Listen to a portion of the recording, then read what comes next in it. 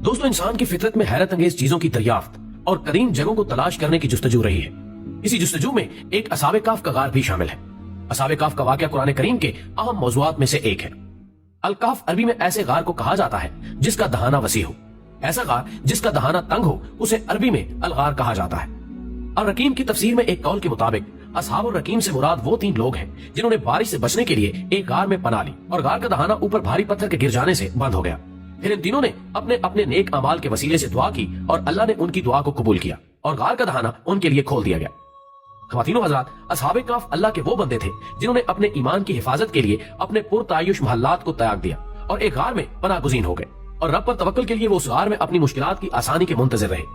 رب نے ان کی دعاؤں کو سن لیا اور ان کو 300 سال کی گہری نیند سلا دیا تاکہ وہ اٹھنے کے بعد اپنی آنکھوں سے زمانے کے انقلابات دیکھ سکے اور جان لیں کہ اللہ اپنے دین کو بلند کرنے اور اپنے اولیاء کی حفاظت کے لیے کیسے بندوبست کرتا ہے۔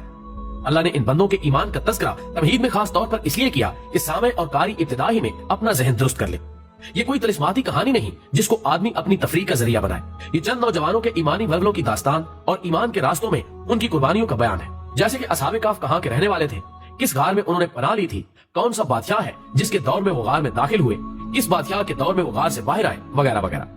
تاہم اصحاب کہف کا غار کہاں ہے، اس بات میں مختلف آراء پائی جاتی ہیں۔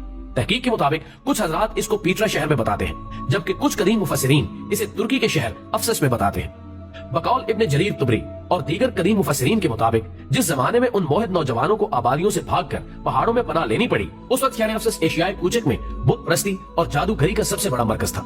وہاں ڈائنا دیوی کا ایک عظیم الشان مندر تھا جس کی شہرت تمام دنیا میں پھیلی ہوئی تھی اور دور دور سے لوگ اس کی پوجا کے لیے آتے تھے، اور جس بادشاہ کے عہد میں یہ نوجوان غار میں چھپے تھے اس کا نام دقیانوس تھا، اور جس کے زمانے میں یہ غار سے باہر آئے تھے اس کا نام تیدوسس یا تھیوڈوسس تھا۔ اور ایک تحقیق کے مطابق یہ غار اردن کے شہر عمان سے 8 کلومیٹر کے فاصلے پر واقع ہے، جسے آج کل غار رجیب کہتے ہیں۔ اس غار رجیب کے پاس اب حکومت اردن نے ایک عالیشان مسجد تعمیر کر دی ہے جس کے دائیں طرف نیچے جا کر یہ غار آتا ہے۔ اس غار کے بالکل سامنے ایک مسجد کے کھنڈرات ملتے ہیں جو 715 تا 725 عیسوی میں یہاں رومیوں نے ایک معبد خانہ بنوایا تھا، جس کو عبد الملک بن مروان رحمۃ اللہ نے اپنے عہد میں مسجد میں تبدیل کر دیا۔ اس مسجد میں ایک محراب بھی بنی ہوئی ہے اور مقامی لوگوں کا کہنا ہے کہ اس مسجد کا قبلہ بیت المقدس کی طرف ہے، لیکن اس بات میں شبہ پایا جاتا ہے کہ ہو سکتا ہے کہ لوگ غلط فہمی کا شکار ہوں، کیونکہ اگر عبد الملک بن مروان رحمۃ اللہ علیہ نے یہاں موجود معبد کو مسجد میں بدلوایا بھی تھا تو وہ اس کا قبلہ مکہ کی طرف کرتے، نہ کہ بیت المقدس کی طرف۔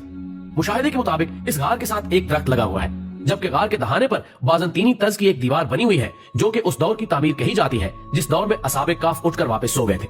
غار میں داخل ہونے کے لیے 2 سیڑھیاں نیچے اترنا پڑتا ہے۔ نیچے اترتے ہیں تو دائیں طرف آپ کو 3 قبریں نظر آتی ہیں، جبکہ بائیں طرف 4 قبریں بنی ہوئی ہیں۔ ان 7 قبروں کے بارے میں یہ کہا جاتا ہے کہ یہ ان نوجوانوں کی قبریں ہیں جو کہ یہاں آ کر پناہ گزین ہوئے تھے۔ دائیں طرف کی ایک قبر میں وہ ہڈیاں رکھی گئی ہیں جو کہ اس غار کی دریافت کے وقت یہاں ملی تھی۔ اس قبر میں ایک شیشہ لگا ہوا ہے جس کے ذریعے ان انسانی ہڈیوں کو دیکھا جا سکتا ہے۔ اس غار میں بعض تعمیرات صلاح الدین ایوبی کے دور کی ہیں، جیسے غار کی چھت اور اس کی ڈیزائننگ وغیرہ۔ ناظرین گرامی، مفسرین کے مطابق قرآن پاک میں جو فجوہ کا لفظ استعمال ہوا ہے وہ اسی چبوترے کے لیے آیا ہے جو کہ غار میں اتر کے سامنے سرنگ کے برابر آتا ہے، لیکن کچھ لوگوں کا ماننا ہے کہ فجوہ یعنی کشادہ یا کھلی جگہ کی تعریف کے لیے وہ چبوترا کافی نہیں ہوگا۔ پورے کا پورا غار غالباً 4 مرلے یعنی 80 گز کا بھی نہ ہوگا، جبکہ عربی زبان میں کہف وسیع غار کو کہتے ہیں، سو اتنے چھوٹے غار کو کہف کہنا کچھ مناسب معلوم نہیں ہوتا۔ لیکن ہم نے اس ویڈیو میں ان تمام جگہوں کی تفصیل بیان کر دی ہے جنہیں محققین نے تاریخی روایات کو مد نظر رکھتے ہوئے اصحاب کہف کے غار سے تشبیہ دی ہے۔ اس میں کتنی حقیقت ہے یہ اللہ ہی بہتر جانتا ہے۔ دوستو، ویڈیو پسند آنے کی صورت میں اسے زیادہ سے زیادہ لائک کر کے ہماری حوصلہ افزائی کریں اور اسے فیس بک اور واٹس ایپ پر شیئر کرنے میں ہمارا ساتھ دیں۔ ہماری اگلی ویڈیو آنے تک اپنا، دوستوں اور گرد و نواح کے تمام لوگوں کا بہت خیال رکھیں۔ اللہ حافظ۔